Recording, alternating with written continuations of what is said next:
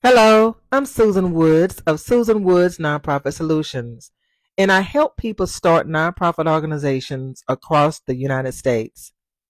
For the rest of this year, I'm going to focus on teaching people how to start youth development nonprofit organizations in their communities to help youth reach their full potential. But what is the first thing you must do before starting a nonprofit? Is it A, name the nonprofit, B, define the problem, or C, write the bylaws? If you are planning to start a 501c3 nonprofit organization in your community, you must know where to start. So where would you start? Well, the answer is B, define the problem. You cannot start a nonprofit organization until you clearly define the problem the nonprofit will solve. Stay tuned for more questions and answers. Thank you.